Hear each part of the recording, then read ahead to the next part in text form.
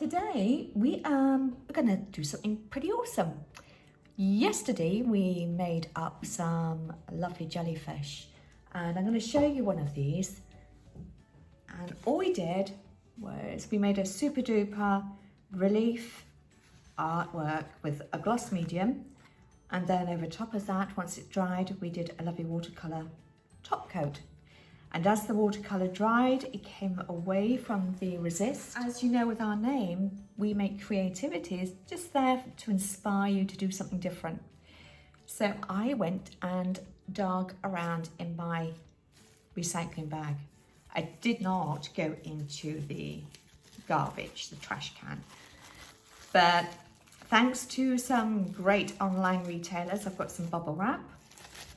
And then we went to the beach yesterday, and I'm going to hide the manufacturer. No, you can't see. We've got bottles. I've even got a lid. We've got keys. This is a key to goodness knows where. Maybe there is a special enchanted land somewhere that will open the door to. Who knows?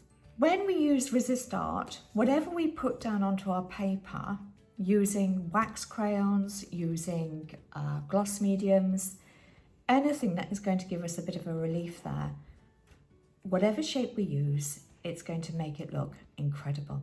So we're going to use bubble wrap to begin with, and then the girls are going to layer with key designs and bottle tops, a great background ready for us to water. What I've done here is I've just used a tiny bit of bubble wrap just to give a little bit of a difference in the background.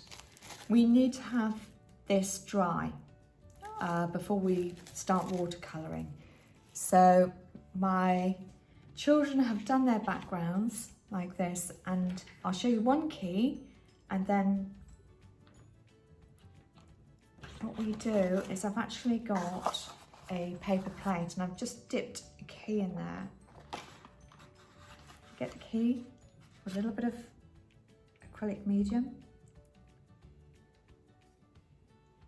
and very gently, oh, I didn't do that very well, did I? I'll do another one.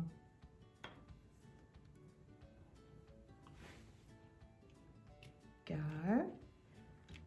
So hopefully as this starts drying, we're going to get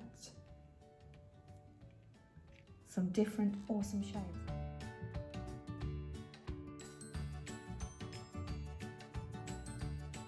These are fantastic little water brush pens, and if I bring that up closer, you have the water cylinder here, which you fill up with water. They just unscrew, and then you get different shapes of brushes. I've got some here.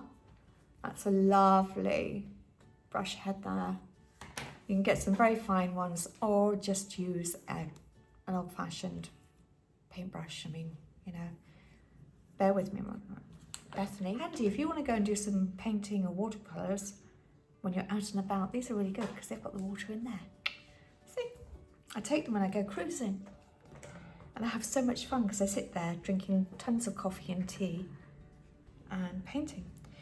So as I've said, we're going to just start with a darker colour. I'm just going to squeeze some water onto here. What colour should I use? You can use whatever colours you want, as long as we're going a little darker at the bottom.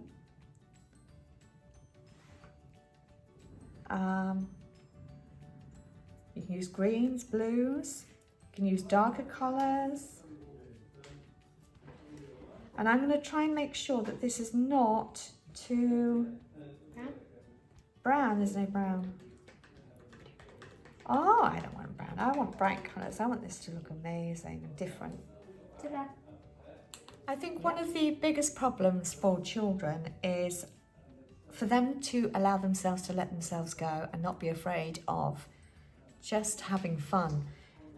I look at art, and actually any of the arts, whether it be music or theatre, drama. It's too dark.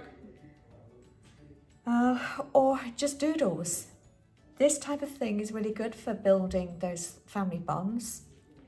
I find it a really good time to have a chat with girls, and it gets them away from their TVs and iPads for at least an hour, which is wonderful. And your children are only young for a certain amount of time, so to enjoy these moments with them is incredible.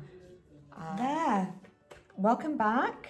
We have now had a bit of fun with our colours. We've made a few mistakes, we've laughed about it, got over them, and we're all doing something really different.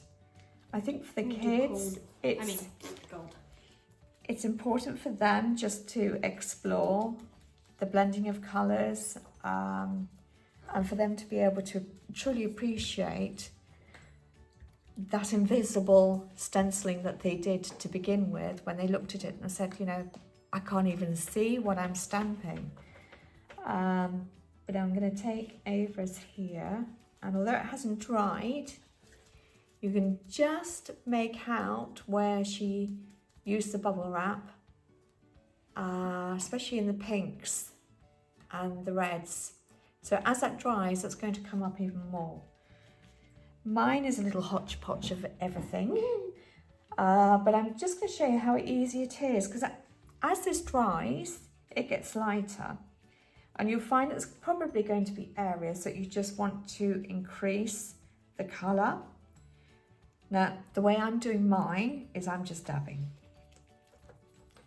There's no right way, there's no wrong way. This is just how I like to do it. And I'm going to just put a little bit of accent colour there. Anything that I think, such as here, where it's becoming a little bit insipid, I might actually increase the colour. Let's have a look. My favourite happens to be this pink. And I've got to be careful that I don't get overly excited by using too much pink. Same, I used that. I know, but it does look fantastic. This is a little violet. I actually use two different types of pink. And then we're going to go, let's just use this pink here, just to try and, there we go. That doesn't want to work much, does it, that way? There we go. And here, I'm not so keen on what I can see, but I'm just making out now the little round circles that I used as a bottle cap. I even used my fingers. I dipped it into the acrylic and used my fingers, and that was really, really interesting. But this is my favourite colour. Look. This is super bright. I just love it. A little bit more. You can use purple. No, I did. Look. Did you? Oh yes, there we go. And this purple is now becoming a lot more intense, and that's what I want. Whoa. Doesn't. There. No, I do not. And I'm going to show you Bethany's. Bethany has done. Yeah, I'll try and. Okay. There we go. There's Bethany's, and what I do like here, it looks like intense marbling, and then she's gone up here with the golds and the pinks. I think this is lovely, and have a look at all these little designs that are coming up.